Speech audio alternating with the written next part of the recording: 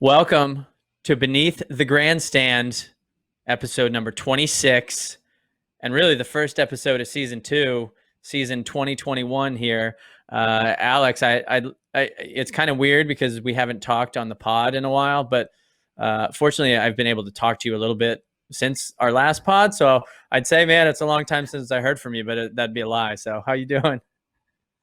I'm doing good. I am very stoked to be back on the mic. I haven't been on the mic in a while, and it's we're coming up on real deal track season here, Ryan, and things feel like they're getting back to normal. You know, we had kind of a big relays weekend last weekend, a lot of track action, and it's kind of teeing things up for a big Olympic summer. It's going to happen. I believe we're going to have it. Fingers crossed. Fingers crossed. Our sport is moving forward, and I guess sports in general are moving forward. And I think our guest today, leaning into the fact that we had a meet at Hayward this weekend, is a great person to lead perspective on, I guess, the future of our sport and how we give a nod to it. But how we also innovate and move forward.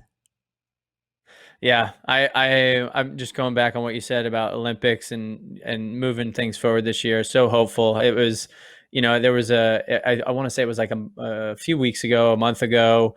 It was an official in Japan said, "Oh, there's a chance we could cancel the games," and it was I don't know what happened, but very quickly, the verbiage coming out of Japan changed, and everything since has been, the games are definitely happening. Here's all the things we're doing. The games are happening. The games are happening. Maybe there's no fans, but games are happening.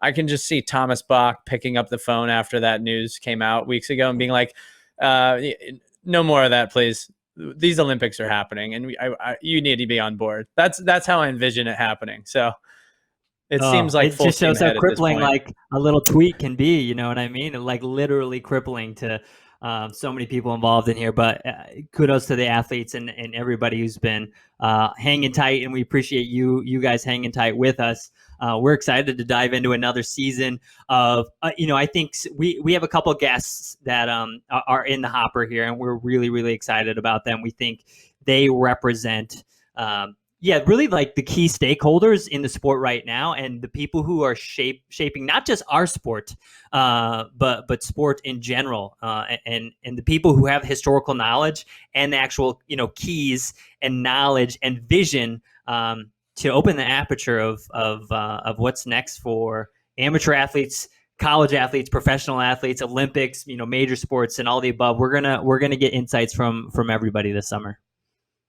Yeah, there's so many good conversations to have, and conversations that don't necessarily need to be around an event or a performance, but more around just perspective and history and what is trending forward in different areas of sport, and how we can look ahead and kind of dig deeper into some of those things. So I'm really excited about it, and excited about some of the guests we have lined up, and excited about our guests that we have today.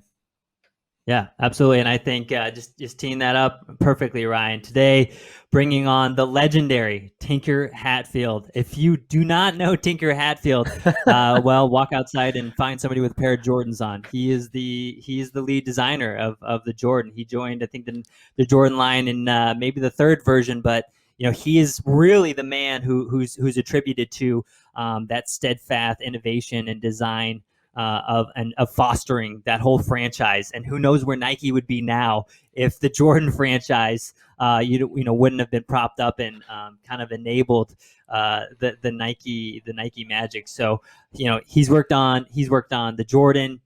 He helped launch the original Air Max line, but at his core, he's a pole vaulter. He's a man of Oregon. He trained under Bill Bowerman, and it's really interesting to see how those influences still are kind of like at his core, and he still has that he still has that allegiance, right, to track and field. And I think we as fans are grateful for that, and glad that he's still around and so relevant. And I think for, if you want like a quick synopsis of him, and I reference this in our interview, go on Netflix, watch his episode on the series called Abstract. And they do like such a great job. And I think they do the best job of like framing him as a human being, like framing him as an athlete before being just like, the streetwear hype man, right? I think he's, beloved by, sneakerheads, and like rightly so. But I think the abstract episode gives just like, shapes a little bit of more of like what his actual influences are. Yeah. And if you're watching this on video, I think in abstract they show his studio, which I think, Alex, correct me if I'm wrong, is the studio he is in for the recording. So pretty cool. Correct. As well. One quick story. When I first met Tinker, you said if you don't know who Tinker is, I thought you were just going to say go outside and leave, but you said go outside and look at Jordans, and he's the guy. I didn't know who he was when I first met him, and the reason I didn't know who he was in the context of Jordan. Right when I got introduced to Tinker, it was in 2009. I knew Tinker was a designer at Nike who had ran at Oregon under Bill Bowerman, and he had been the one picked to design the Bowerman Award trophy. And if you know anything of the Bowerman Award, it's this huge, beautiful thing with kind of the track wing and the waffle bottom on it, and so we were in. I think it was so heavy. Yeah. I think we were in Orlando that year. I think Galen Rupp and Jenny Behringer at that time, now Jenny Simpson, won the award that year. And I got to interview Tinker. And it was right before the interview that someone told me about his connection to the Jordan line. And as a kid growing up, I mean, I love the Jordan shoes. And it was always kind of the shoe that like I wanted. I thought they were probably way too expensive. I also didn't think I was a good enough basketball player to deserve them. I did get, I think, 1 or 2 pairs through like middle school, and it was like a game changer. But when I learned that, it was just like, oh my God, this is the guy who developed the shoe that was like the talk of my childhood, right? And so getting to know him, getting to know his background as someone that grew up as a runner, knowing he came from the same place and did these things that has touched so many people, it's been really cool. So again, really, really excited to have a conversation with him, get his insight on a number of different things. And unfortunately, as you listen on, you'll realize I'm not really asking many questions because during the actual recording, I was unfortunately not able to be there. So Alex, you really lucked out on this one and got a lot of one-on-one time with Tinker, which is rare. Not a lot of people get to do it. So pretty awesome experience, I would say, for you. I feel very, very lucky. And like I mentioned in the episode, I admired him from afar when I was at the brand with the 3 stripes across the street from his studio. So it was a cool moment for me. And I think he offers up some amazing insights, and we are extremely excited to share this conversation with you. So we'll kick it off here. Season 2 of Beneath the Grandstand with the one and only Tinker Hatfield. All right, Tinker Hatfield, we are absolutely grateful that you are kicking off season 2 officially of Beneath the Grandstand. And sir, where do we find you today? Today we are broadcasting live from my studio in Northeast Portland at home. Good stuff. Well, I'm sure that's challenging. Well, maybe I'll kick it off as how you're adapting as a designer. I mean, you are operating kind of in a silo when you're not on campus and able to collaborate with other people and being kind of influenced by other creatives in your space. How tough is it to be siloed in this over the last year? Yeah, I think everybody has their own stories of adaptation, right? So here we are, we're all adapting to a new and different world. And I think some of these adaptations are going to stick, which is basically people working from home a bit more. But for me, it hasn't been maybe as dire or as difficult because, I work on an iPad or with a sketch pad, and I speak to people, I interview people, and I try and, basically dig into projects and do some design work and problem solving. And that is, I've been able to do that. I've been able to adapt to not seeing people in person. And then, of course, all the work that I do can be digitally sent to our teams, our technical teams. So that's been a pretty easy transition. I would say though, maybe the one caveat to the whole answer is that we all miss the friendships and the personal collaborations and all of the information that gets exchanged with body language and just being in the same room. So that is I think that's been noteworthy from the point of view that I'm just crossing my fingers that the work is still as good as it should be, without that kind of interaction. Yeah. So, with building on that, without that interaction and kind of that, other outside influence, I'd love to know, outside shoes, outside footwear, track and field, what is inspiring you today? We've seen in some other, documentaries, the Netflix doc, showcase some of your affinity for motorcycles and surfing, but has there been anything, over the last year that you've become infatuated with, that has caught your eye, that you've found yourself diving deeper into maybe another subculture? That's a great question. I think that we're all missing a lot of things. We're all missing a lot of interactions, and live music is. I'm a big music fan, and I haven't been able to go, listen or watch live music. But I've been forced to actually practice and play a little myself on separately, which I'm not very good. But I'm kind of still, I guess you could say, kind of infatuated with the creative process of not only trying to play music but also write it. And so I'm into that still. And maybe the pandemic, since I don't have to spend quite so much time traveling, maybe there's a little more time in there for doing some of that. And I'm inspired by that. And so that's one thing. But I would like to point out though that my primary source of inspiration and my primary reason for doing what I do is to help athletes perform, and in so doing, also maybe create some fun products in the world that people like and enjoy. And that hasn't changed one bit. That part is, I watch, I'm watching sports on TV, and there are some local, like I've just watched my grandson, who's 6, hit a T-ball, and it went 5 feet, maybe, but it was in play, and he didn't even know that he was supposed to run. And so his coach said, run. So he ran to first base, and somebody didn't throw the ball that way, and they threw it the wrong way. And then he rounded second, and then they just said, keep running. And he rounded third, and he got a home run, and he hit the ball 5 feet.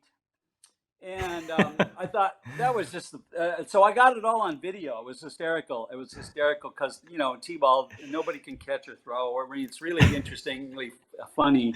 And here he did. He got his first hit ever, went 5 feet, and he got an inside the park home run. So I'm kind of like, that's kind of cool. That's sports, right? That's being inspired by sport in some way. Absolutely. It is funny how we, especially I have a 6-year-old, and it is funny how we put them in games before they know even how to play the sport, right? You have T-ball games before the kids can even throw and catch. It's so funny. Well, I'm glad the same is true when we watched them play soccer, and they're all kind of huddled around the ball. Nobody knows that you're supposed to pass, and whatever. It's all that stuff. And so I think that I'm looking forward, of course, to getting down to Hayward Field to see some track meets. Maybe I'll be fortunate enough to get in the gate, maybe not. But I'm looking forward to that. Potentially being a part of the track scene at a little bit higher level than a T-ball game. So. Well, we'll dive into Hayward. We'll dive into the new Hayward Field, which is hosting a relatively solid elite event this weekend. I know, but I knew you were coaching were you volunteering some JV pole vaulting? Are you still doing some of I that coaching haven't on the been. side? I've been retired from that for 2 years, but Okay. I was the pole vault coach at Grant High School here in Portland as a volunteer for 23 years. And I also kind of moonlighted, and I would sneak over and help coach at Lincoln High School as well. Just because there just aren't a lot of people who know, the event. Plus, it just is a costly event, and I was trying to provide poles and other equipment for those two high schools. So I did that for 23 years, and more recently, though, because of grandchildren duties, and we have 3 grandsons in town, and then I have 4 other grandchildren outside of town. I've had to shift my priorities and to pay attention and participate in the lives of those grandkids. So of my grandkids. So that doesn't really leave room to be a volunteer coach right now. But who knows? Maybe I'll get back to it at some point. Well, being grandpa is a full-time job, so I appreciate. I'm glad that you're able to find a vessel for some sport and inspiration. Well, there we'd have these with track practices, and at Grant High School we'd have 30 pole vaulters, and 30. The practices would start, right after school, but wouldn't because there's just a lot of work that needs to be done, and there's a lot of standing in line, and I wouldn't get out of that practice until 6:30 at night, and so the time it's a little bit different than maybe coaching some other events where there's not quite so much equipment, and quite frankly, again, we had a huge group of athletes, so it was like I would come home just exhausted every day, and then go back to Nike in the morning. So I'm kind of maybe you could say I'm recharging my batteries a little bit with the grandkids, and then maybe I'll get back into some form of coaching and or involvement in track.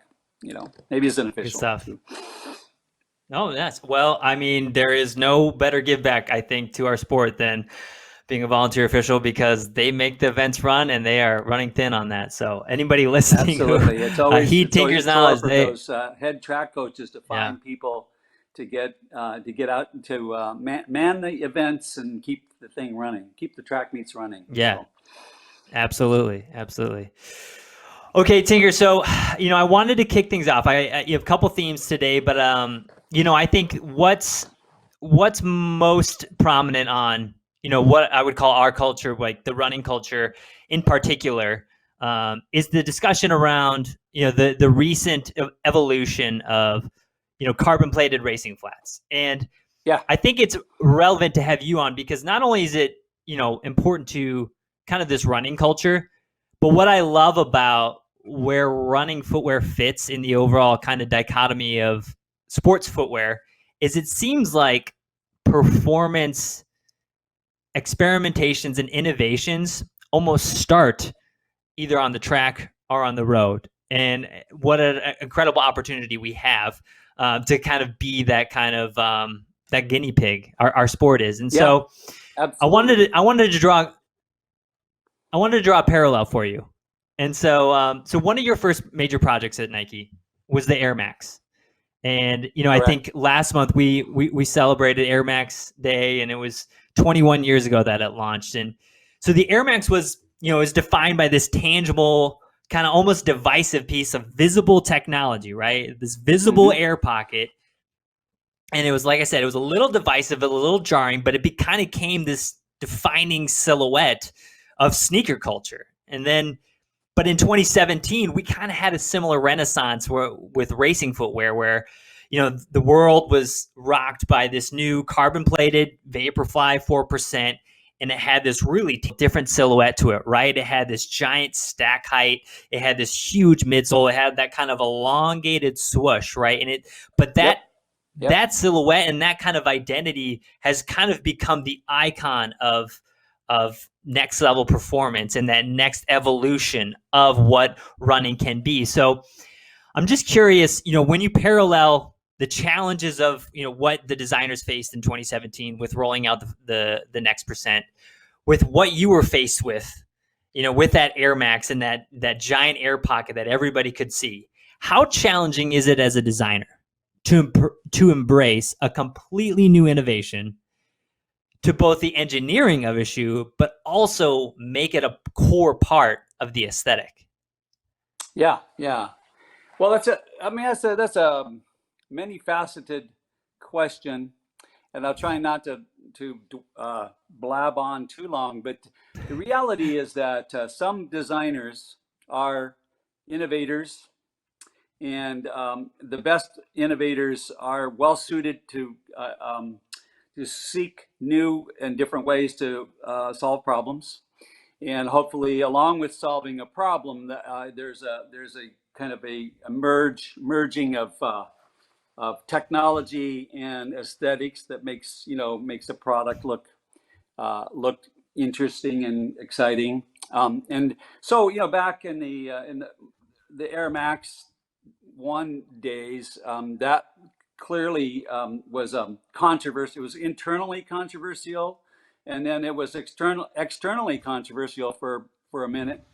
I'm just well suited to kind of basically. I've just got a thick skin, and I took some internal arrows in the back here and there, but because people didn't think it would sell and that there would be problems with the bags puncturing and also I don't know, the wear testing was significantly uh, uh, uh, a part of the decision making to go forward with that project, because people were noticing they could feel the air better because of that bag being able to expand into the openness of the midsole. So all of those things, and I had to fight a few battles, but I kind of, I guess maybe it's my sports training, my sports background, but you just sort of have to like stand up for what you believe in and try and make it happen. So that's kind of what happened, I guess, in the original Air Max 1, and I think that that particular phenomena has not changed, even though we've seen all kinds of new ideas come and go. People in general are resistant to change. They're resistant to something they don't understand. They might even be resistant to a particular individual who's working on something. So that's just so when we look at the new technology with the carbon fiber plates, this same kind of people who were concerned about visible air and air itself, they still exist. There's still naysayers, and there are people that are uncomfortable with something that's that different. And I'm just like, that's what we're supposed to do. I think we're all supposed to leave a mark. I think we're all supposed to do something to further our goals, to further a sport, or to further the ability of people to participate in sports. And so, in this case, that carbon fiber plate, we first used it in a basketball shoe in 1984. I designed the Air Jordan 11, which came out in 85 and 86 actually. That was the first time we used carbon fiber, and it made a big. That shoe is still a big shoe today, the Air Jordan 11 with the patent leather, but it actually came with a carbon fiber plate, and which, by the way, was inspired by a track spike in the first place, and also football cleats that had plates. And I just remember how springy I felt when I would put on a new pair of football cleats and went out to play in a football game. And I'm like, wow, these things, I feel super fast. And so, and that's the same thing. I think when you put on a brand new pair of competition track spikes, I think it's like, whoa, man, these babies feel fast. I'm gonna rock it. And in some ways, I guess that thinking, got transferred to longer races, and so certainly we've seen some unbelievable results through wear testing and the actual application of the carbon fiber plate sitting on two big airbags, and the results kind of speak for themselves. And yeah, I think it got banned. If I'm not certain, if I'm not wrong, I think it got banned a little bit here and there, and that we figure that's probably a good sign that that we've done something truly innovative.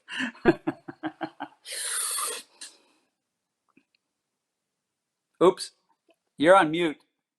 Sorry about that. So you teased this a little bit at the end of the abstract documentary, and it was, something along the lines of, there are people out there or designers out there that are really great at the art of subtle nuance, right? Subtle changes and, kind of, I guess, massaging the evolution, let's say, of a footwear line. But the Jordan and the 4%, those are massive swings, right? And it's so interesting Yeah. that, I guess and it sounds like from your perspective, like to get those changes actually sold through, to make big swings actually sold through, upwards and the sign off across a brand.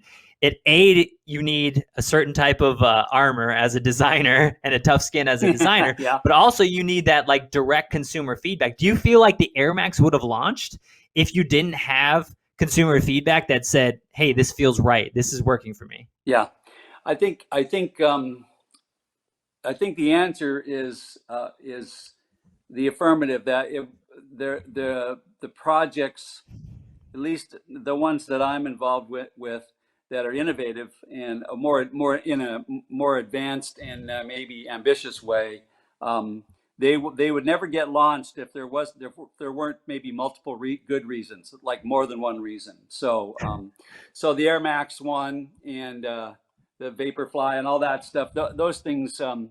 They might, to a lot of people seem a little bit ahead of their time, or a little bit spacey, or a little wild. But when the wear testing comes back, or the actual performance information that we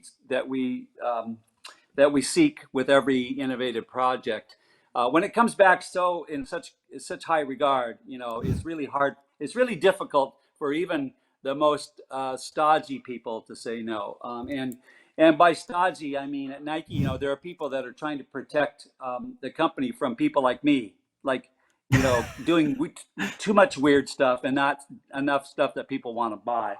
So, and I think that's legit. But overall, we still the world still needs to be excited now and then, for sure. And hopefully there are good reasons for that excitement.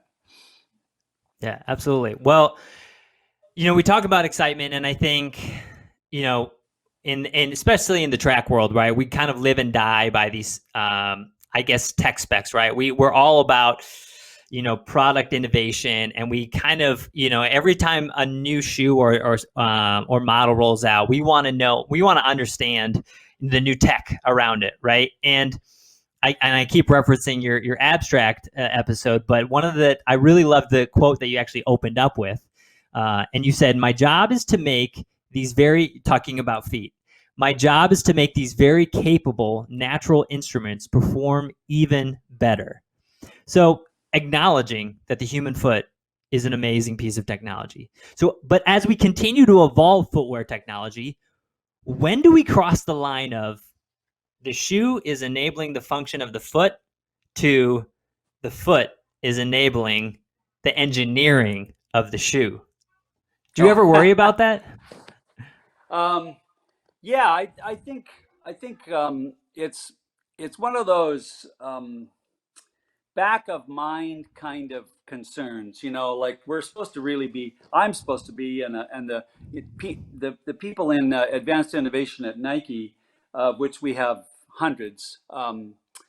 We're all trying to improve performance any way we can, within the legal parameters of a sport. But there's always kind of a concern, in the background, that at what point do you become Iron Man, and you can fly around and you can do stuff that you shouldn't really be able to do, right? And where technology becomes too omnipotent, and maybe unfair, makes competition unfair.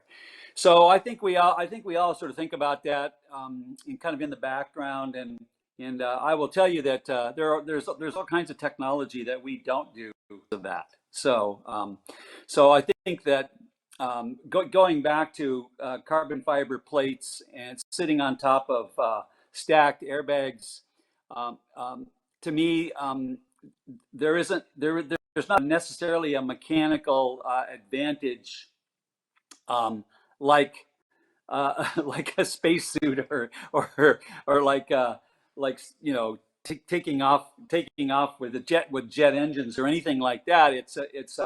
It's really what I would say is an attempt to make a shoe as efficient as possible. So you still have to be able to run and run fast. You have to make that, you have to have the turnover and the stride length and everything that it takes to be a good performer to make those shoes work. I mean, you can't all of a sudden be a crummy 5,000-meter runner and all of a sudden you're world class. That just doesn't work that way, right? So I think even though it looks pretty wild, the new stuff, it isn't crossing that line yet, and I think we're somewhat aware that it's possible at some point we could cross that line, but I don't think we've done it. And in fact, we've kind of gone out of our way not to in some cases. Well, it's almost fair to say, like, in the grand scheme of things, like, that's low tech, right? Like, you've been talking about carbon plated shoes, like that was in a Jordan shoe, like a long time ago, and like airbags, like in the grand scheme of things, like this is relatively low tech. So, but it's almost like designers like you, like you can't be the arbiter of truth of what crosses the line and what doesn't, right? And I think we've played in that space a little bit, right? The IAAF did step in a little bit and said, 40 millimeters is too much, but it's almost like, you almost like you need to be as a designer, right? Like you're almost given the runway to go and fly as far as you want until you get your hands slapped, right? I believe that's an accurate statement. And I think it's my job. I think it's my job and the 400 or 500 people that work in advanced innovation at Nike, and that's above and beyond our normal design group. So this is just advanced innovation. We have a huge group of people that are trying to improve human performance, right? So we have I think we all sort of feel like our job is to help people not just run faster but run safer and actually be able to perform what they love doing longer, so that they can go maybe take some mileage almost off of their years because of these products. And so there's a couple different ways to look at this advanced innovation and performance. And there's a stopwatch involved with Olympic athletes and people trying to make the Olympic team or in a professional sport. But a lot of what we do is really just trying to help people get out there every day and do what they love to do. So there's a certain amount of advanced innovation that goes into that very sort of notion. I can't. Sorry, there's a sliding scale of those innovations, right? They kind of play off of each other. And it's like, we saw the 4% roll out, but then, recently I think the Invincible, right, was rolled out, and that was kind of touted as, imagine if runners could be, could run injury free, and that was not weighing down on your life. And like the compounding interest of being able to put together months and months of injury free training, like, isn't that really what we all want? So like, building on top of that, I think you in your past, Tinker, like you built technology around some of the most dynamic athletes like to ever play the game. Michael Jordan, Andre Agassi came in, and he was like, like you said, anti-tennis almost, right? But he was how critical how critical is it from a designer's perspective to have an athlete personify the concepts you're trying to bring to life? Oh, great question.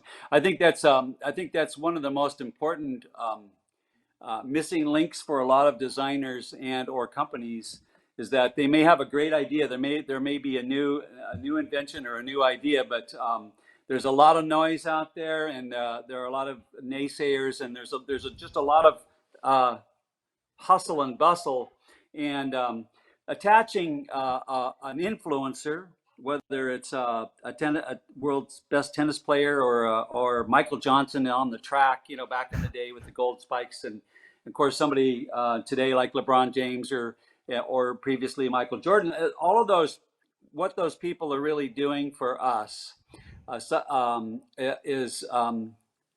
they're validating the idea in the minds of our own internal, not just our internal people, but also our alpha, what we call our alpha consumers, which are the ones that are the early adopters. And then it becomes kind of like a domino effect. If the early adopters get onto a new technology, a new product, then other people keep following like dominoes, and ultimately you get to the point where there isn't probably a handful of kids in America who doesn't know what an Air Jordan is, but many years ago it was all about trying to work with an important influencer like Michael Jordan, and then convince the early adopters. And so that's just the way that's the way we've seen it kind of progress over the years. So it's extremely important to get feedback from these top athletes, because they have a lot to tell you about performance, but they also have a lot of influence on a certain part of our population. So we rely on that. I rely on that a lot. And without it, it's really difficult sometimes to get anybody's attention.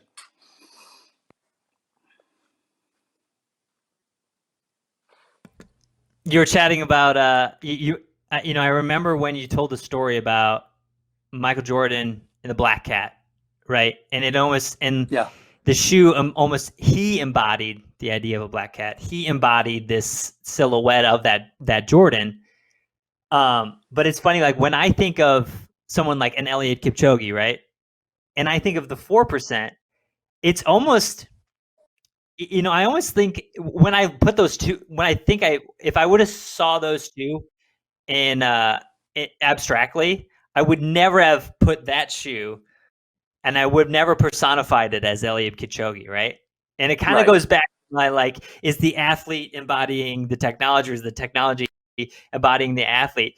But now it's so interesting, but that I associate that shoe with the idea of Elliot Kipchoge, which is, it's a piece of innovation and technology, but it can't be brought to life unless it's put on the machine, the efficient machine that is Elliot Kipchoge. And it's so interesting how our minds start to shift and accept and personify these pieces of technology. Yeah. Well, I'm sure you're quite aware that Nike partners with universities and the NBA and the NFL and Major League Baseball and worldwide soccer, in part because they're influencing these top athletes, and teams are influencing people and helping us maybe put our concerns on the back plate a little bit, because someone else is kind of testing it for you and doing well. And so there's just a lot of human psychology involved in also just trying to be cool and hip, because somebody else who's cool and hip is wearing something. So I think that with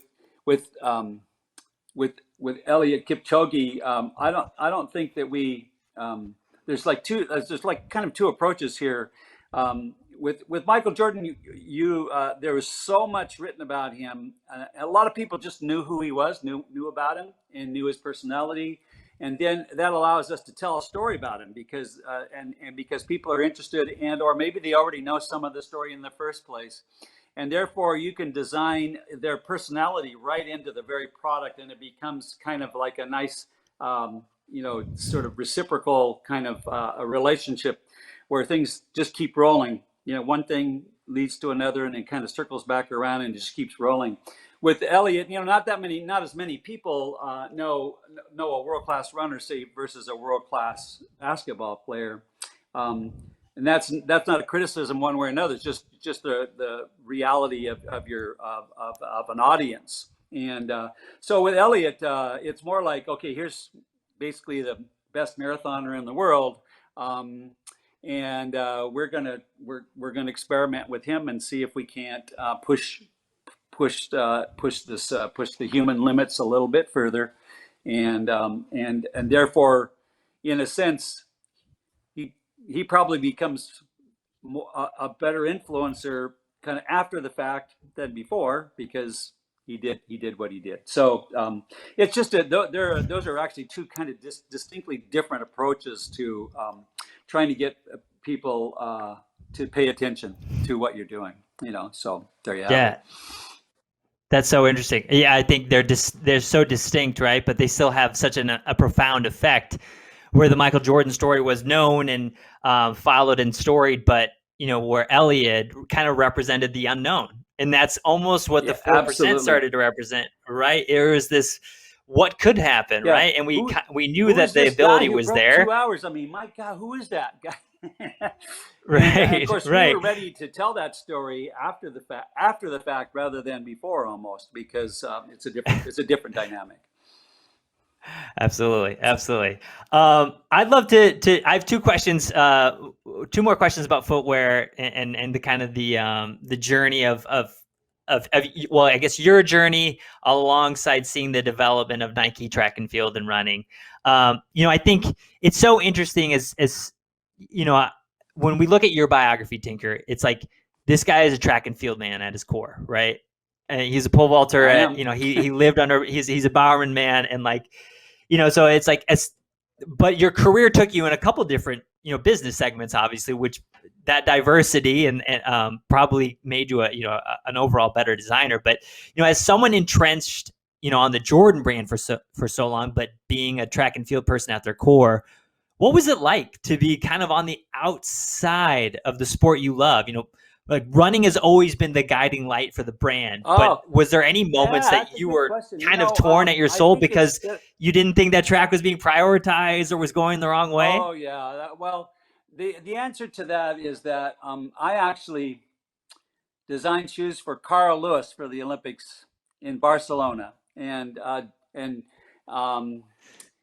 Sergei Bubka in the pole vault, and so I've been doing track and field stuff all along. So you had your affirmation. You had accomplished. Yeah. So there, and more recently, I worked with my brother Toby, who is just absolutely the best track and field shoe designer developer I've ever seen. And I've been working with him, on our own. We're both partial to the pole vault because we're both pole vaulters.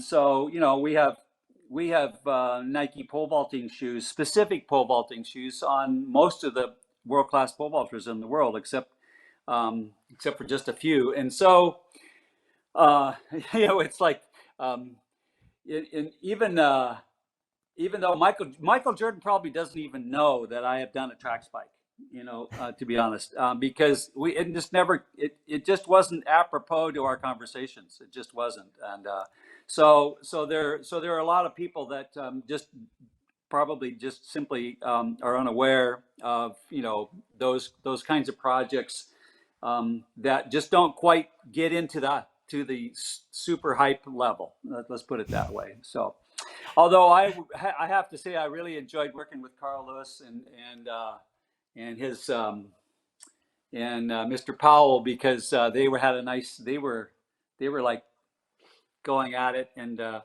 so that was a lot of fun. I've been going to the Olympics for a long time because we've been designing products for people, and but having said that, I am not really a distance runner, as you probably might know. I was a sprinter, a hurdler, and a pole vaulter, And even though I worked on many distance running shoes, my internal kind of mechanism for getting like excited and perked up, it sort of ramps up more when I'm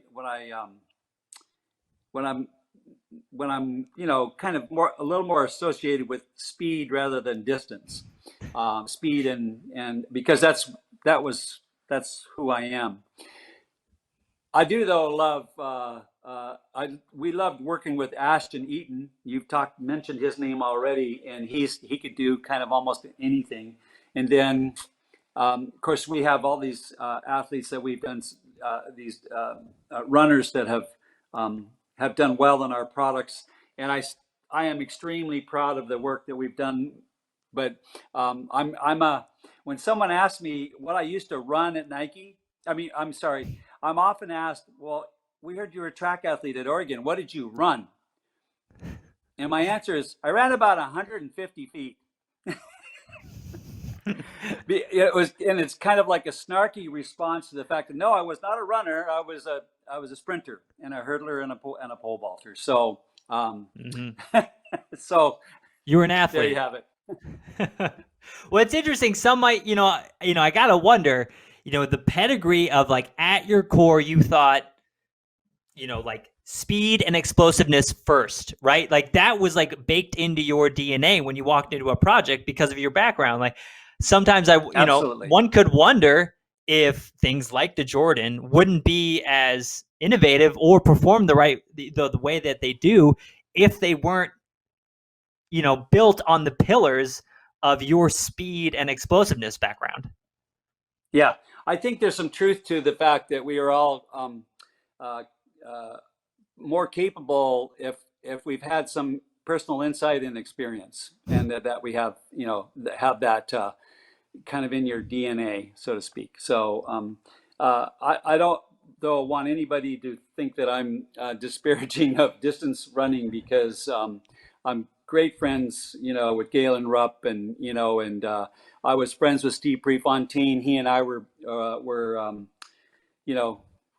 the team together at the University of Oregon, and there have been all kinds of Sebastian Coe. I'm no Sebastian Coe, and I wouldn't call him a distance runner. He's kind of a middle distance runner, I guess. But I just love track all the way around. And my first roommate was Mac Wilkins at the University of Oregon on a road trip.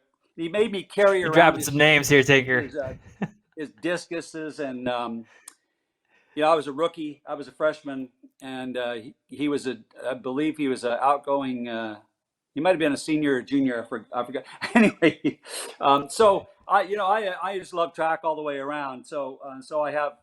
If somebody said, work on, please help this athlete, I would jump on the case. But you're right about this sort of natural kind of focus that I have on speed and quickness and power. Yeah. I can't let slide a pre-mention. So I gotta wonder. Imagine Pre was handed something that looked like the 4%. How do you think he'd react to that? I think he'd be very suspect. And in fact, he was not a big fan of the early Nike shoes at all. And Bill Bowerman struggled mightily to get him to switch. And he really didn't switch until his basically, I think it was his junior year. Then he switched to Nike. So, and yet the Nikes had been around for roughly almost 2 years. It took about a year and a half to get him to switch. So I think that he was a tough guy to please, and he was demanding of himself, and he was demanding of others, and he, even though his track coach was designing shoes, he didn't want to compromise or risk too much. Having said that, again, he finally came around to wearing Nikes and they were and he was proudly a great ambassador for Nike in the when it in the early years. Yeah, absolutely. I have one more question about track spikes and footwear in particular. You mentioned that you're at your studio in Northeast Portland. I actually used to work at Adidas for a few years, and Adidas is actually pretty close to your studio. And I remember, Yeah. Across the street from your studio is a bar called the Old Gold. And, I remember sitting over there after, we had like a happy hour with the business unit team, and Ultra Boost had just rolled out and we were feeling pretty good about ourselves. And, I remember looking across the street and seeing your studio and thinking, I wonder if he ever thinks about us. And so my question for you, Tinker, is when was the last time a brand that wasn't Nike surprised you? When was I surprised? Yeah. When was the last time a brand surprised you? That's a tough question, because I will tell you that I actually don't pay attention to other brands in footwear. And there's a real reason for that, which is I just do not want to be caught flat-footed or trying to copy anything that anybody else is doing in my chosen area of expertise. So I can't even remember ever being surprised and or even that interested in what anybody else is doing in the world of performance footwear. There are tons of ex-Nike people that work at Adidas, and there's a few that have gone back the other way. And it's not that I don't think that Adidas and Puma and Reebok don't do good work. I just don't want to be a follower. That's just not my job. And there are probably other people at Nike that know every product in the Adidas line. But that's not me. I just don't do it. Now, having said that, I'm really interested in the new technology in bicycles and cars and motorcycles and skateboards. I have a one wheel that I ride around. I don't know if you know what that is, but it's a gyroscopic single tired. It's like a snowboard on with a giant tire in the middle of it. And I ride that around. It's really interesting technology, and so I follow that stuff more, and I'm very, very interested to see what we, meaning Nike and the Jordan brand, can do, and Converse for that matter, can do with some clever new innovations that are popping up outside of our industry. So that's my best answer to that question. And again, I feel like that there are people building great running shoes outside of our company, outside of Nike, but it's just not. I just personally am trying to not pay much attention to it, and it helps me in a sense stay a little bit more innovative with a uniquely Nike kind of flair. And it's totally fair. Therefore, maybe there's some continuity too along the way. Well, that actually aligns with one of my favorite pieces of advice I've gotten in advertising, which is be consumer obsessed, not competitor obsessed, which is, it feels like aligns exactly with kind of the way you flow. Yeah, I feel like there are different kinds of designers around the business, including at Nike, that are they need to know what the competition's doing, because they're worried about price point, and they're worried about materials and factory issues and delivery times, and maybe that's a whole another a very important part of our business, but that's not what I do. I'm a different cat. So I'm gonna switch gears now, Tinker. Okay. So this summer we're back to an Olympic year, which we're really happy about, and we mentioned we were chatting at the top of the hour about how it's exciting to see meets actually happening, and I know Hayward Field, Drake Relays is happening as we speak. Hayward Field is running a pretty large elite field this weekend. So bringing it back to your roots here, Hayward Field hosting Olympic trials this summer. What are your reactions to the final the final launch of this? Once this thing opened, have you been able to see any final pictures or experience it once some of the final structures are in place? What are your reactions to the final Hayward Field? From Robert Johnson, the track coach at the U of O, the head track and field coach for men and women, and Robert was excited and proud to show me the whole facility, and I was with Jay Bowerman, who was one of Bill Bowerman's three sons. And Jay Bowerman was the one of his sons that actually was on the track team at Oregon. The other two weren't. But anyway, we both got a tour at the same time, and I have to say it was the facility is stunning, to say the least. And the training facilities, which I actually penciled out how the facilities were going to work in my earlier designs, and they pretty much followed that. But they did just so much research and put so much more than I even thought of. It's a stunning facility to help young student athletes reach their fullest potential. It's really amazing.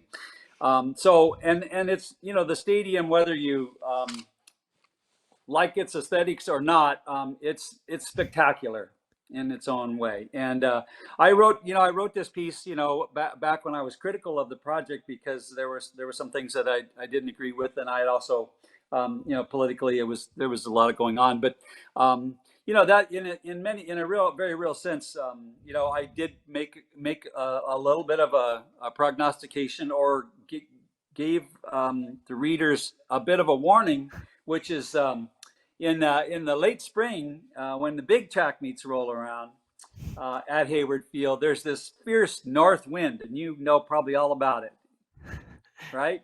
It comes. Yeah, absolutely. It comes right at. That's the Friday night distance carnival. I feel it right now. It just passed straight through. It wasn't swirling. It just was one way or the other, and you could kind of deal with it. Once they've turned the whole thing into a real big horseshoe, I am still concerned that the nature of the Penn relays is a good place where inside that big stadium the winds can swirl because it's circular. They used to have a track at Husky Stadium in Seattle, which was a horseshoe, and the wind would come in on one side and come in on another, and if you're trying to run a record pace in anything, it was really difficult because you couldn't anticipate. And so I'm just crossing my fingers at this point that is not going to happen. But it very well could be the case down at Hayward.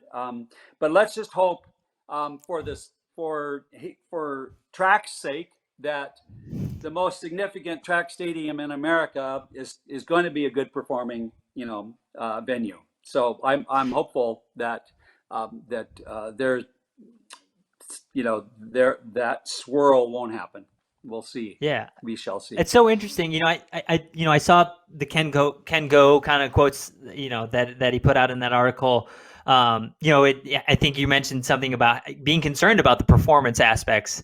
You being concerned about this venue being, I guess, enabling the opportunity for American and world records. And I think it's okay for us to, because we're all track nerds here, like we want to know from an architecture perspective. You mentioned the swirl, but like, is there anything that you like as far as like best practices when you look at a stadium or a venue that you would always like have top of priority if you were giving best practices to somebody building a new track and field stadium? What would those be? Like, what are things that you look out for? Yeah, I think like most projects, everything is kind of case by case. Right now, actually, I'm kind of in negotiations with somebody to design a track stadium in another country. Because they liked the work that I had done previously for Hayward Field. But I'm not going to mention anything more about that because it's not a done deal at all. But the reality is, did they give up naming rights yet? When you go to design, when you work on architecture and you're looking at, and in the case of stadiums and athletic performance, there's just a tremendous list of criteria you need to worry about. And I remember Bill Bowerman being so upset with the north wind that would come into Hayward Field um, in the late spring when the big track meets were all happening. And it would do one of two things. It would either ruin a good multi-lap race because you're running into a headwind on the backstretch, or it would somebody would set a world or American or some kind of record, and it would be over the allowable, on the home stretch. And it used to drive him crazy, and so he always would talk about that damn north wind, and so. Um, uh, um, let's just hope that maybe through climate change that north wind changes or something. So I don't know, but I have to in the end, like anybody, the old stadium is torn down. It no longer exists, other than in the memories of the athletes and the fans that used to go there. I'm really hopeful that what Phil Knight and his teams have done is created a new and better Hayward Field. Ultimately, you know what I mean. So we all hope for that, and I think that has always been his intention. And even though I disagreed, even in the media with him, we are still friends. I still look up to him and thank him every day for the opportunities that I've had. And it's just been, even though there was that little bump in the road, I think all good relationships have those. And we've moved on. I've moved on, and I wish everybody that competes at Hayward Field the best, and certainly rooting for the Oregon Ducks too. And so I hope it is the best venue in America for performance, and I think that is the most important thing. I think that's coming from the Bill Bowerman school of thought. He was always concerned foremost that his athletes were performing to the best of their ability, and then even beyond. So, and he was always trying to help do that with his footwear designs. And by the way, Hayward Field was the first urethane track in America, if not the world. The Stevenson family donated some money, and Bill Bowerman cooked up the urethane composition, and then they poured it, and it was, I don't know if you remember, it was yellow. And it had a sandpaper finish, and it was really, really fast, but it was not so great to train on because it was hard. But that was the first urethane track, I think, ever. So he was an innovator. He was trying to help his athletes. He was trying to help defeat that north wind, but he was also trying to just make everybody faster, no matter what kind of wind there was. So, and I think Phil Knight has the same intent. He has a different way, different mannerisms, different, and different resources. And I hope that whatever I said in that article back in the day with Ken Go, I hope I'm proven wrong, because we all want track to not just survive, but to flourish. And this new stadium could be a piece of the puzzle to help track flourish at a higher level. So hopefully. The further affirmation of that, if you're just listening to this podcast, that was said by a man currently wearing an OTC quarter zip. Yes, sir. You have an Oregon Track Club logo on the chest right now. So, which I designed that logo. Oh, you did? I actually did not know that. Not good enough research on my hand. Well, that's one of the few logos I feel like that has remain constant in track and field, and they OTC still does a strong job of evolving that their elite kit every year to still give your logo the love it deserves. Well, I always figure that design is meant to be changed, but sometimes things can, in the right conditions, can be enduring, like an Air Max, like running shoe, or a really strong logo, or a nice piece of architecture, what have you. So it does. But I'm also I'm all about change. I'm preconditioned to deal with it, and if they were to redesign the logo, I go more power to them, and we'll who knows what they're planning.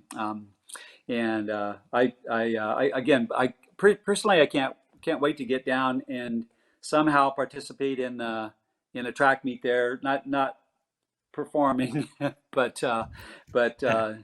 participating as an official or as a fan, or a coach. Absolutely. Well, I'm sure they'll loop you in somehow, and you'll be calling fouls on the late rounds of the triple jump at some point. I want to I'd love to maybe zoom out a little bit, get abstract with architecture approach for stadiums, because I think it's an interesting conversation to have right now. Because in 2021, I feel like we're at this weird evolution of what sports stadiums should be, what venues, like large scale venues, should be. You mentioned the performance aspect of it, right? And catering it towards specifically the performance aspect. There's also I guess an innovation and capacity aspect, right? So like it feels like the approach to new stadium is starting to evolve from capacity focused and an efficient perspective to a more unique, multi-purpose kind of collaborative platform. So I guess from an architecture perspective and a designer perspective, how do we modernize venues without losing the romance and the historical identity that got us here? I think about these these MLS stadiums, right? They feel like a little bit more, they feel like a little bit more intimate almost, right? So how do we continue to replicate that? And I'm thinking specifically almost down the line into, LA 2028, like all these venues around this amazing city. Like, how do we modernize our venues but not lose the intimacy?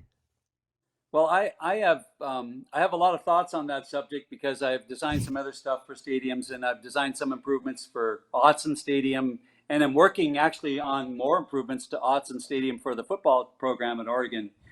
Having said that, it's stadiums are complex, and they sometimes they have to serve different kinds of purposes. But overall, I think the future of stadiums is adaptability, which means, I think that an empty stadium is not very fun to be in. I don't care how beautiful it is. And a filled stadium, as crummy as it might be, is exciting. It could be just a beat up old stadium, but if it's packed to the gills and people are excited, then it's a fun experience. I think though, what's going to happen in the future, and it is to a certain extent already, which is stadiums are going to continue to be designed to basically try and get people out of their living rooms and their big screen TVs and to come and experience sports in person. So how do you do that? Well, first of all, it needs to be more comfortable. Secondly, there needs to be, I think, a bigger entertainment aspect, which is more interesting architecture, more fun design work. And then thirdly, I think, is that intimacy thing you just discussed, you just mentioned, which is a stadium like an MLS stadium, or a lot of stadiums in England in particular, for even the Premiership stadiums, they're not overly large, and so they pack them all the time. But let's just say you had a stadium that had 40,000 seats, and that's relatively intimate for college football or pro football or soccer.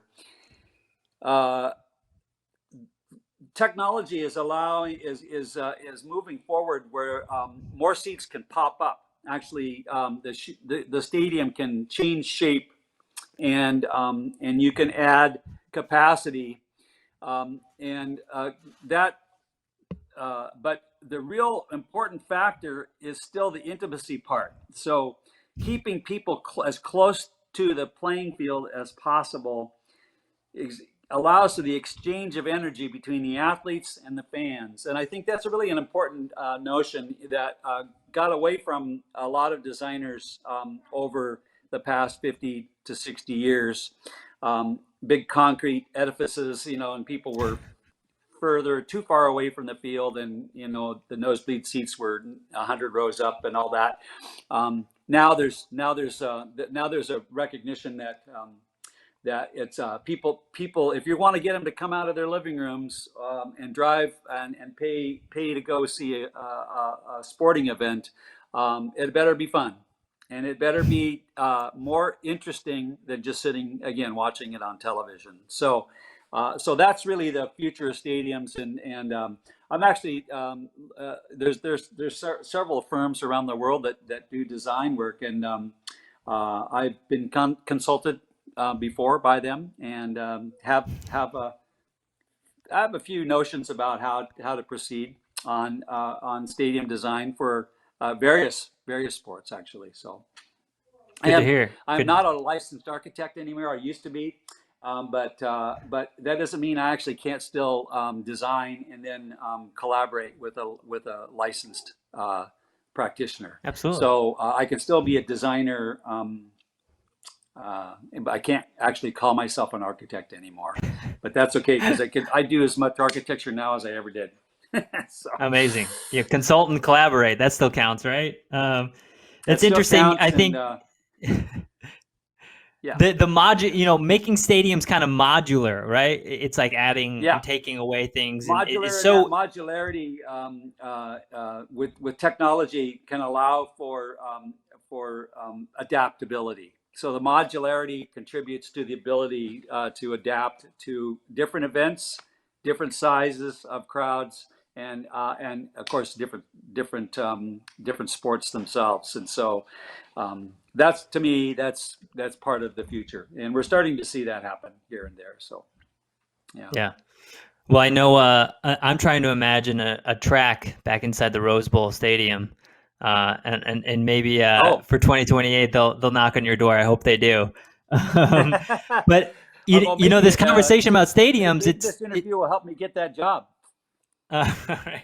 I think you have more connections than I do. I'll send it their way. But talking about stadiums, right? And this is, you know, we could marry this as a parallel to shoes, right? Making something more approachable to a wider audience, but honoring what it got you there in the first place, right? So it like, we've talked about it with stadiums, but if you were consulting a designer, right?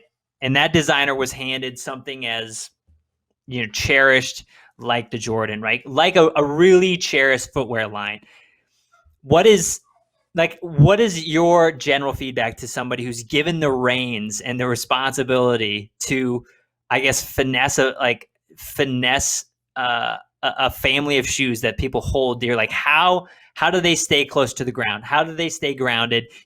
We mentioned at the top of the hour, it's fun to take big swings, and we need that, but also that nuance of evolving things slowly, but not losing sight of that core identity. Like, you know, if I was a young designer, what would you say to me if I was in charge of a new footwear line like that?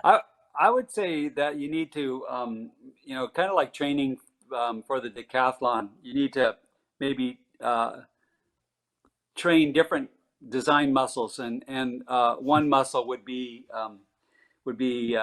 to honor the past, and some people really love when design mixes old and new together, and that's difficult to do because it's eclectic and can be a mess. But if masterfully done, it's probably the coolest stuff that we see, which is like a really cool car that kind of looks like something that you may have seen your parents drive back in the 1950s or 60s or something, and yet it's a modern car. And those are always, I think that's a trend right now, where people are yearning for connections to the past, connections to things that they've loved for many years. Yet everybody wants modern performance and a new twist. And so the new twist is kind of lumped in with honoring the past. So that's kind of a design muscle that can be developed, where you have a sense of how to do that. And then of course there's just the no holds barred, going to the future. This is a spaceship. we're not trying to attach it to anything other than maybe super high performance new technology. And you know, we have shoes that lace themselves, right? They're electrically powered shoes Absolutely. that sense the shape of your foot and pull a series of cables around your foot appropriately. That's not tied to anything in the past, except for an old movie. But the reality is that's another muscle that if I was you know, speaking to a young designer, I'd go, well, you know, you should know about you should understand how to connect new design work to things that people have loved for many years. And you should also have the ability to look beyond that and just, well, what's a brave new world look like, irrespective of what's happened before. And so that's to me that kind of thought process is valuable because you can go in so many different directions with those skills, with those muscles, those design muscles trained up just right. Yeah, I Tinker, actually one of my first agencies industry, we had a pair of Earls framed in the lobby. There you go. When you walked in, so big homage there. But one thing, you know, because I think it's as appropriate to talk about today around Earth Day. One of the major innovations now that people are trying to wield and align into design, right, is sustainability. So this is like essentially a whole new technology and an innovation and an engineering challenge that now you're making designers prioritize almost first, but making it, you also have to like acknowledge that there's a new there's like this new material. So like, how do you meld sustainability and design in 2021? Well, that's a great question because there are a lot of people that make claims about sustainability, environmentalism, and Nike has actually shied away from that a little bit because we've been working on it for 20 years, sustainability. And so when I sit down to design a project, or any number of our top designers who are working on innovation in particular, it isn't the first thing because it is expected. So the materials, palettes, the processes, those things have already been worked on at Nike for years and years and years. Mm-hmm. And when we draw up something, it's not like the first thing that pops up so much because it is expected. So sustainability is expected on our most high tech projects, and that's because we have people, technicians, anatomists, scientists, you name it, searching for new materials all over the world and new processes. And that just naturally gets fed into our process.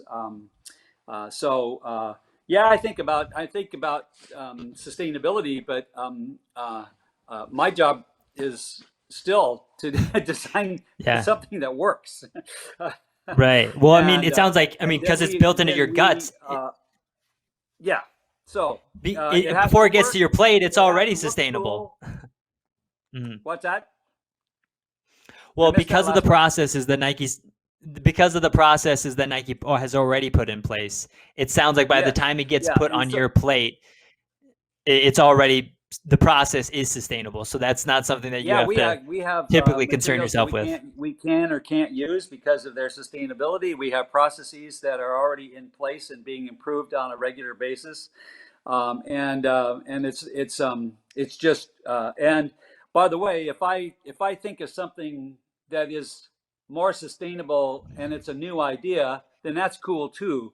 But but my job really is still to design and get built something that helps somebody do what they love to do and helps them perform in their chosen arena of fitness and sports and just living life.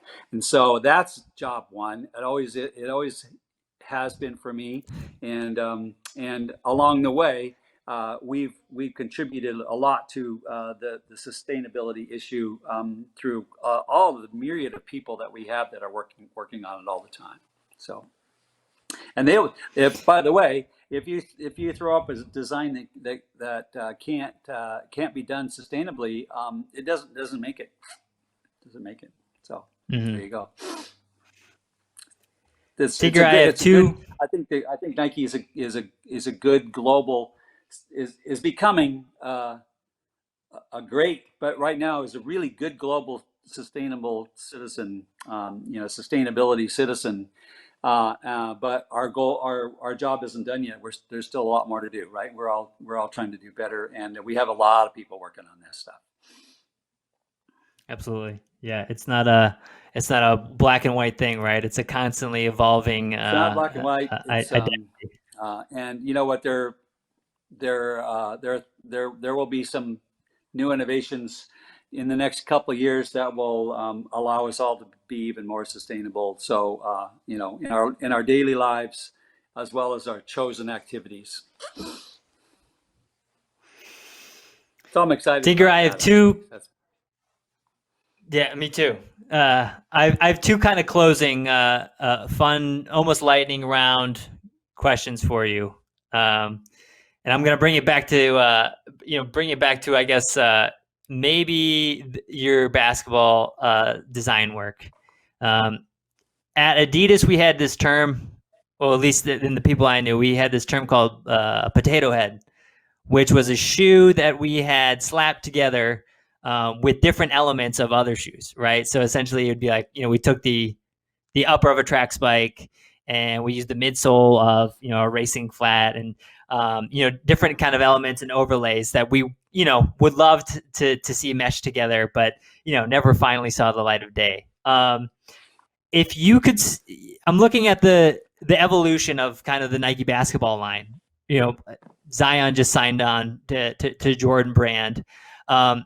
Have there been any new iterations or any takedowns that you would love to mash together from your experience in your Jordan days, whether that be a midsole from a Jordan or an overlay from the Kobe, or a lacing system maybe from maybe some of Kyrie's? Is there anything that any kind of player specific models that you wish you could meld together as a quote unquote potato head? As an innovator, that's not really my bag. However, so Spike Lee called me up several years ago, and he collaborates with us from time to time, and I've known him for a long time. And he said, I got the okay by MJ to we're going to do a shoe. We're going to do a shoe, and I want you to be the designer. And I'm like, oh, cool. So and I said, what well, how do you want to start this? And he goes, I don't know. What do you think? I said, how about we take how many? And I asked him this question first. I said, how many commercials have you done for us for different Air Jordans? And he knew right away, 7 different Air Jordans I've done commercials for. Either wrote them, directed them, or starred in them. And I said, okay, let's take every shoe that you helped advertise, and we're going to take a component from that shoe, and we're going to slam it all together, Mr. Potato Head style, and we're going to see what happens. So we did it. And it's called the Spizike. And you can look it up. And it is a combination of 7 different Air Jordans. So that one was unique in that I wasn't really doing it for performance, for an athlete at the high performance level. It was strictly just kind of a fun project to do with Spike, and of course the collectors just went crazy for it. And I love the notion that sitting there with Spike in a hotel room an hour and a half before a premiere for a new movie, and we're going over his sneaker, the Spizike. And I'm like looking at my watch. I said, don't you have to go to your premiere for your movie? And he goes, this is way more. Bagged it. Which movie? Inside Man. Okay. With Denzel. Which he loved, but which was a movie he did. He was happy about that movie. But I think it was Inside Man. Anyway, he had to do we were in LA. He had to do a premiere, at a big premiere. And I'm in this hotel room and we're going over the final deal with Spizike, and that had him so excited. More than I thought was more excited about that than his movie, which to me, it just sort of speaks to the power of, people wanting to be creative in different ways, right? So he's used to doing movies. Doing shoes wasn't quite something something he had done as much, and it was exciting for him. It was new, it was different. So, and the fact that it was this weird combination of componentry that that came together, and it came. In fact, I know it did very well as a limited edition, collaborative sneaker design. Yeah. So there you go. Well, there you go. If you quick look at it on any of the shoe sites, whether that be Fight Club or StockX, it is limited and it's cherished, as you can probably guess. Last question for you, Tinker. Similar kind of fun lightning round question. I don't know what your collection looks like, how you house it, where you house it, your personal shoe collection.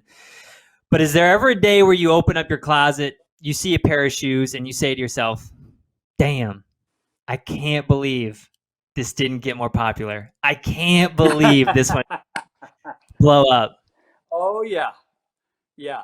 I actually, I don't really have a very well curated collection. I'm almost not organized and built that way. I'm kind of like on to the next thing. And so stuff's kind of all over the place. But I do run across shoes, and I'm like, God, that was pretty good design. I wonder why that one didn't take off. But I don't dwell on it at all. I mean, it's like, oh, okay. But there's so many. I mean, somebody just did. I Was So Collector just rated the top 100 Nike shoes of all time, and I don't really, pay much attention to that stuff. Although So Collector is a fine organization, and they really know their stuff, I think. But they rated the top 100 Nike shoes of all time, and so this is for almost 50 years of Nike, and out of the top 100, 32 of them I had designed. And the number one was the Air Max 1, which was the first one I designed. So sometimes, and there were some on the list that I had designed. I'm like, I don't even think that one's that great. That's on the list, but it's. There's one that was underrated or not on the list at all. Be on any list because we didn't make that many. Was a black trainer, a very lightweight trainer for Michael Johnson. It was black and had very thin gold reinforcing straps all the way around it, real thin straps. And it looked like it was a striped black and gold striped shoe. And that was on that top 100 list. How they even knew about it, I don't even know. But it was on the top 100 list. And I'm like, now that's a shoe that shoe probably should have been made.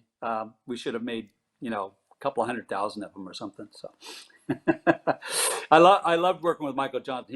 He's a very intelligent, very nice, and communicative person, and very, very thoughtful and thankful. He's been a great one. Still say hi to him from time to time. Hey, beautiful narrative there, Tinker, to wrap things up for our audience in some Johnson throwbacks there. I think some of us will appreciate that. Tinker, thank you so much for your time, and I think this has been a great collaborative conversation. I want to quote that note that you mentioned the letter that you got from Bill Bowerman. And he articulated that Tinker Hatfield, architect, shoe designer, track athlete, husband, father, this fulfills the obligations of the University of Oregon. I thought, what a way and what a fulfilling and justified way to to tack things off, and you've also fulfilled all the obligations that we can ask for as track fans. So we hope you continue to jam on designs and fill your kind of creative cup here over the next few years. Oh, well, thank you. I've been very fortunate to be connected with a lot of really great people, and in the end, it's the collaborations that really do produce the best stuff. So I'm lucky. So thank you. I appreciate the thoughtful questions, and I've always enjoyed your, the track and field community and what you've contributed to it. And so, and I hope that there's a whole lot more that we can do in the future. So thank you. Appreciate that, Tinker. Well, I hope to see you, in the flesh at a real track and field event here soon. Yeah, the real track meet. Yeah, that would be great. All right. Thanks again for your time, sir. All right. Our thanks to the one and only Tinker Hatfield for giving us so much time. Incredible to catch up with him and dive into so many tiers of topics and just kind of float along the imagination there. I think my favorite moment in that conversation. Sorry, I just want to make sure he never thought of you, Alex, while you were at Adidas. He was pretty clear. He didn't. No. Did you ever think of us? No. Hard pass. No. Yeah, that's like across the street looking at your windows. And I applaud him for that. And it's like one of the best pieces of feedback I've ever gotten is to be consumer obsessed instead of competitor obsessed. And you can see it in everything he does, right? It's not like we chatted about this a little bit. He doesn't do like small iterations. There's no industry trend that he's like, the Jordan brand never like leaned into like industry trends. It was like bold, sweeping, like crazy new evolutions of like what we thought footwear could even be, right? So I just thought that was such an interesting insight, and I think something that like sports companies as a whole, and I could say, as I'm in the advertising world right now, like I think every company should be consumer first instead of competitor, right? It's easy to get trapped into like the brain of like what your competitor spend is and your share of voice in the audience, blah, blah, blah, blah, blah. But like, it's those outliers, right?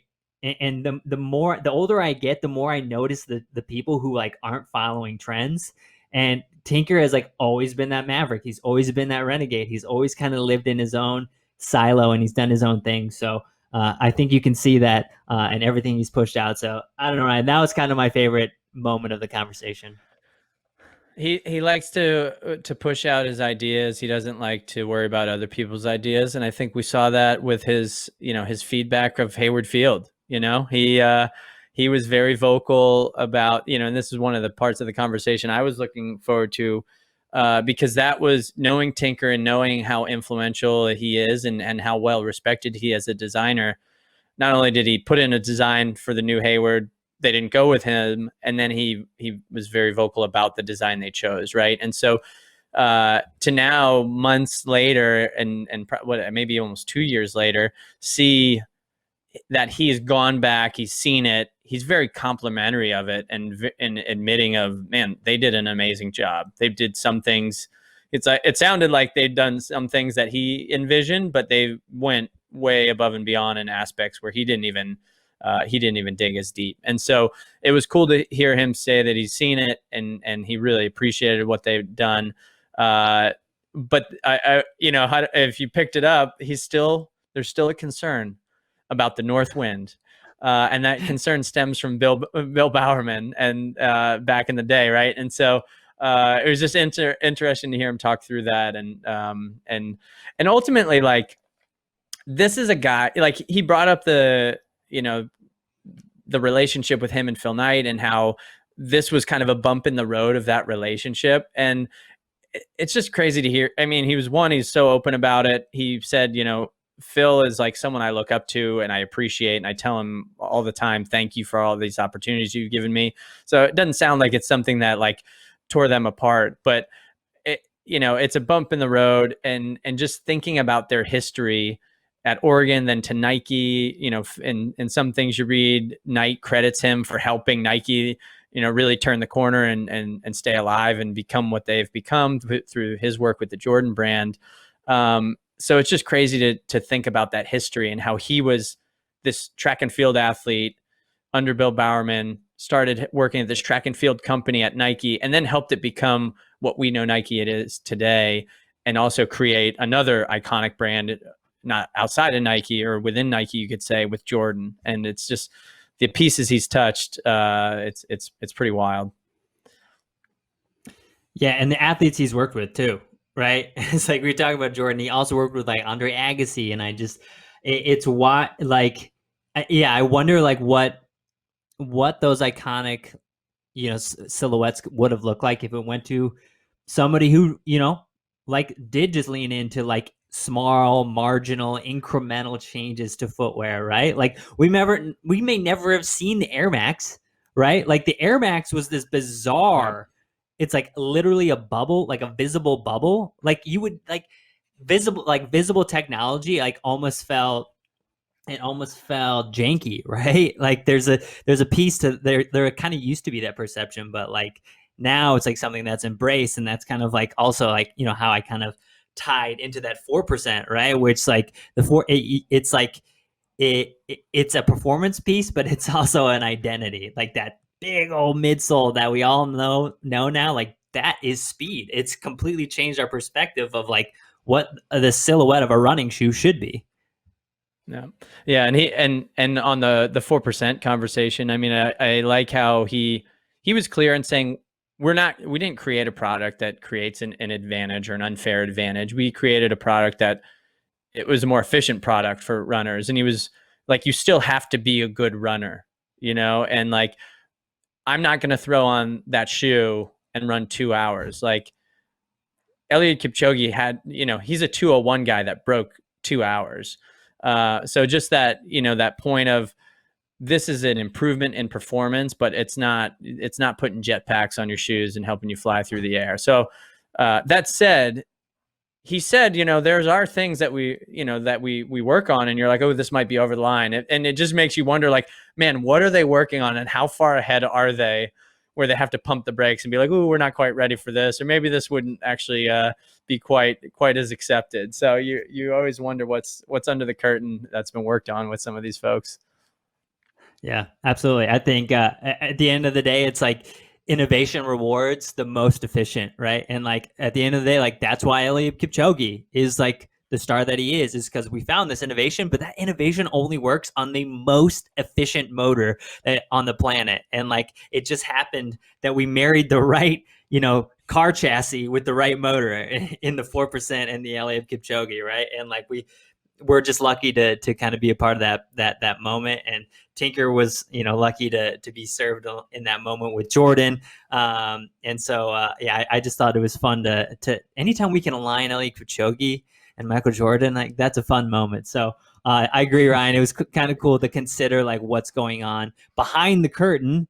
And at the end of the day, we find out that track influenced the Jordan line. Track influenced everything that Tinker did. And at the end of the day, speed wins, explosiveness wins. Who knows what those that footwear would have looked like if Tinker wasn't a man of Oregon and a man of the pole vault and a man of Bowerman before anything. So really interesting insights. And I think we're going to continue to pull that curtain back, look behind the curtain, see what's going down, see who's behind the curtain, what their vision is for sport moving forward and the industry at large. But we'll get into that in our next episode a little bit deeper. So again, thanks for joining us on season opener of season 2 of Beneath the Grandstand. We'll see you next time.